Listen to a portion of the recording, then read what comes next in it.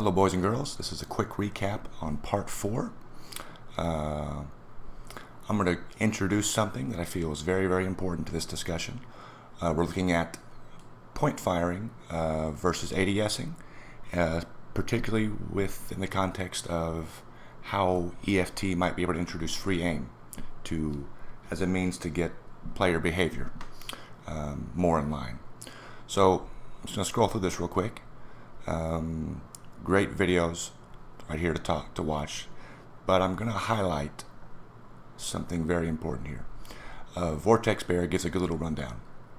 He says, right now most of my firefights in EFT, I don't even ADS, but simply move my mouse until my target is showing at about the center of my screen, and then I hit fire until the target drops.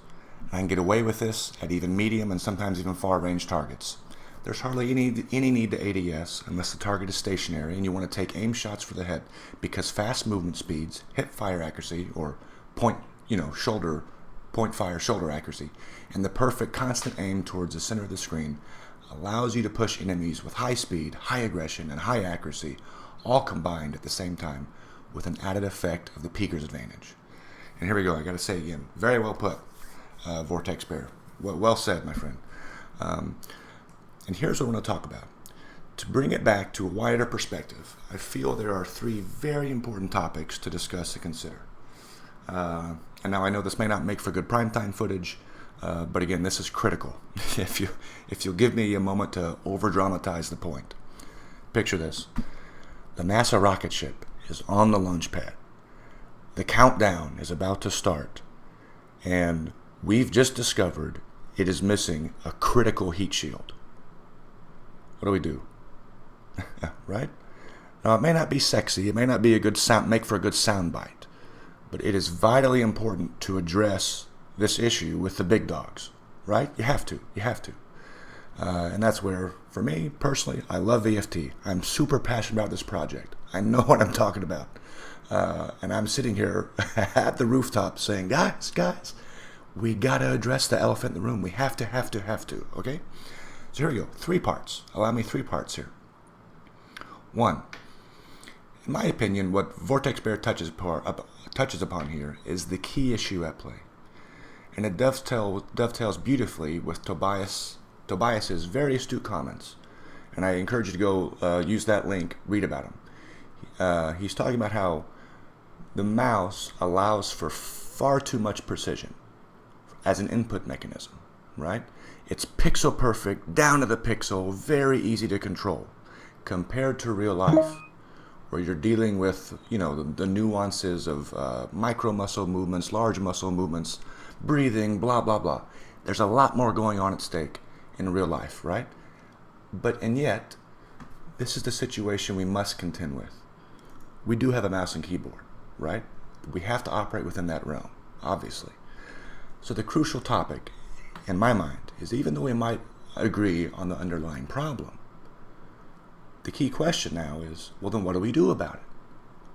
How can we allow player performance at range, 20 meters, 30 meters, and beyond, to be more nuanced, to encourage ADSing beyond close contact ranges while still retaining a level of player input and involvement? 2, and this is equally important, the way the topic is approached is quite tricky.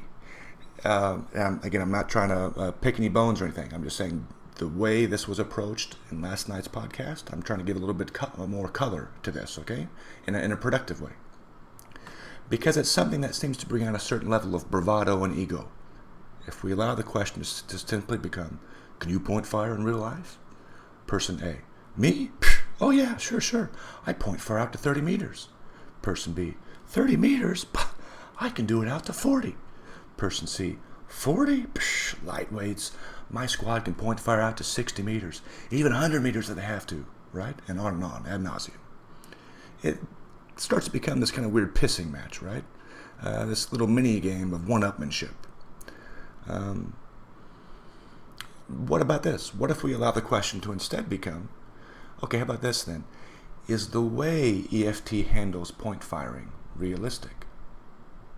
And this is a deceptively loaded question. It's a little bit better, but buried into that is a huge ball of wax. If Nikita just got done highlighting how hardcore and realistic he wants the game to be, and everyone applauds and cheers him on, to hit him with that question right after that is a little bit unfair. Because what's he going to say? No? You see how that kind of paints him in the corner a bit? He just got done saying, it's realistic, it's hardcore, we love it, we take so much off. Is it realistic? Of course he's going to say yes, right? That type of approach doesn't give people a sense of safety then to approach the topic, right? There's no easy out for Nikita to have a more in-depth look at the topic, right? But if we frame it differently, the truth readily comes out. And again, by truth, I'm going to put that in quotes, right?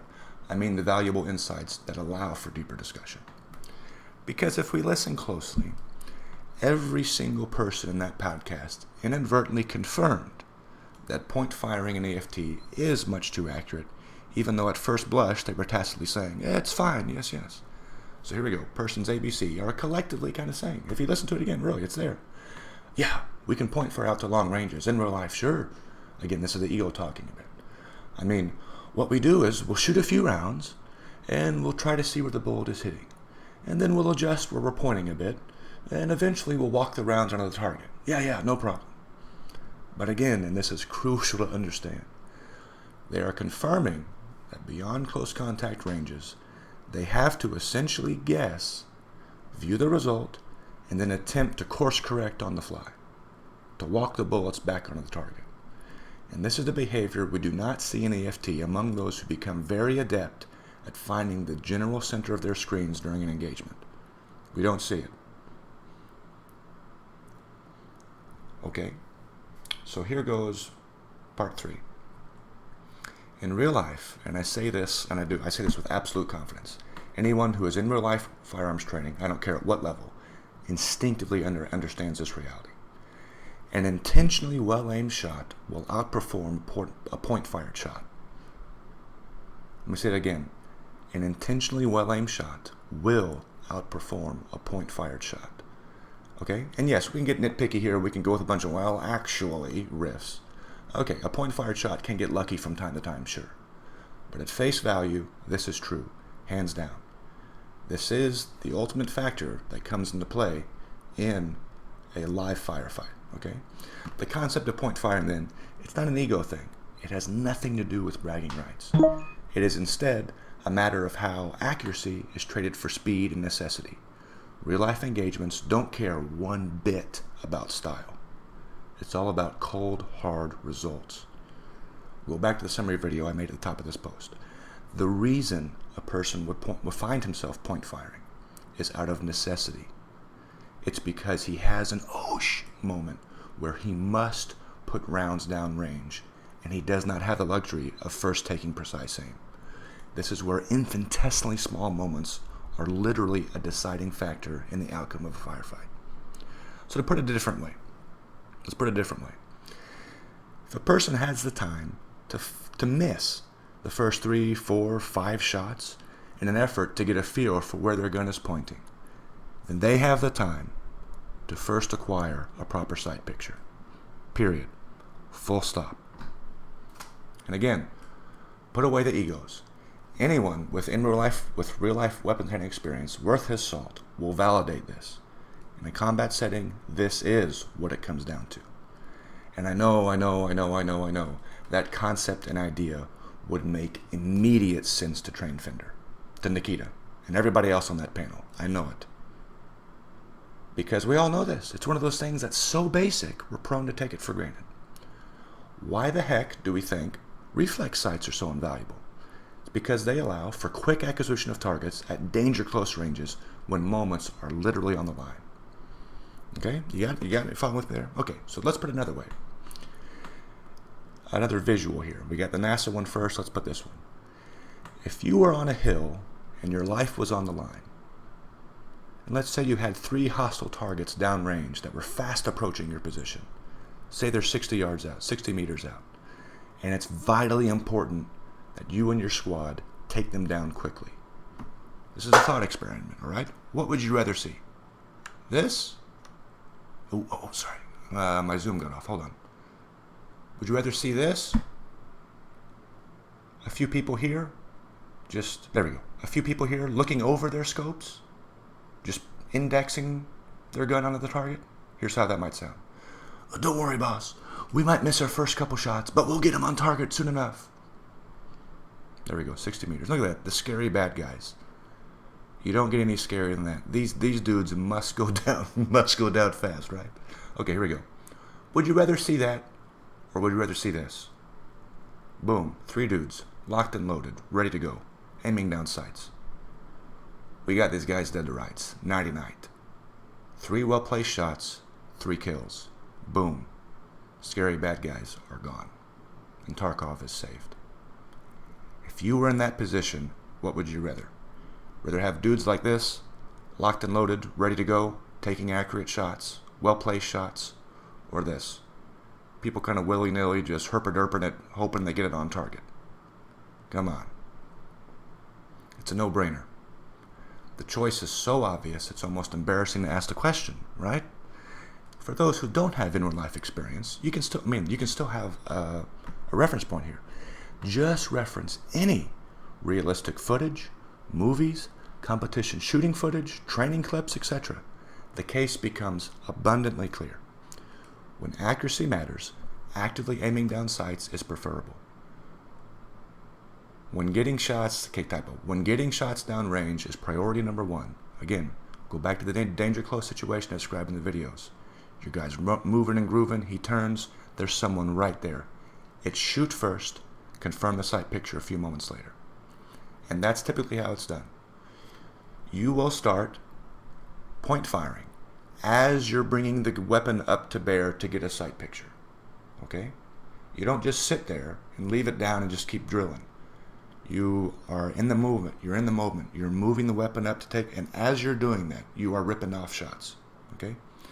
So now there's some better reference footage out there. I'm using this one to reach out to a wider audience. Okay? This one's for the kids, let's say, right?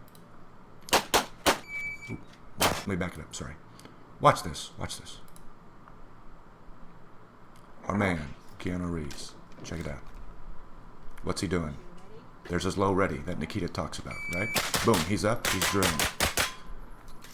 Look at the reflex sight. It's an aim dot. It's it was like an aim point something, right? Here you go, it's pistol. Weapon up. There you go again.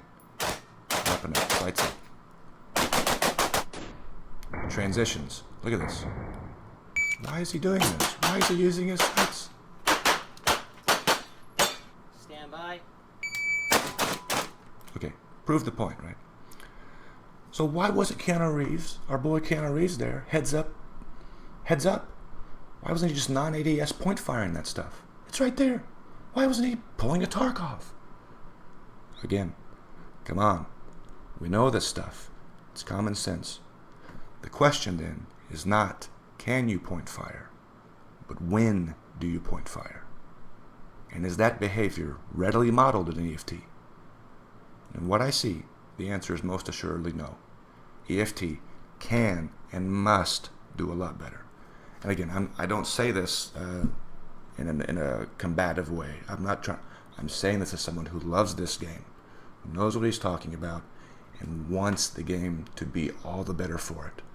These are the discussions we need to have with people who are passionate about these topics, who know their subject matter. Preferably, not only those who have the real life experience, but those who have enough understanding of the nuances of how this kind of stuff translates into video games. People who've played the squads, who've played the Armas, who've played the Unreal tournaments, who've played everything, right?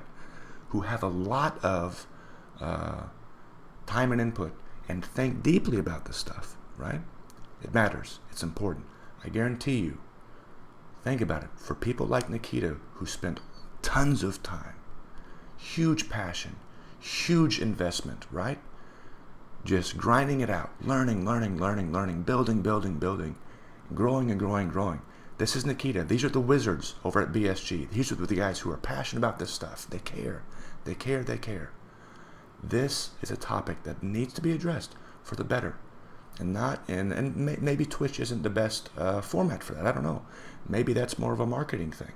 And I don't blame them for that. That's a great marketing. Maybe that's not the right time to kind of get in the weeds on this kind of stuff, but it needs to happen. If it's within print, if it's in writing, great. If it's not, if we need to have like a private Zoom meeting or something, let's do it. Let's do it. Let's get people on there. Let's make it happen. Guys, this is the NASA rocket ship we all care about. It's about to leave the station.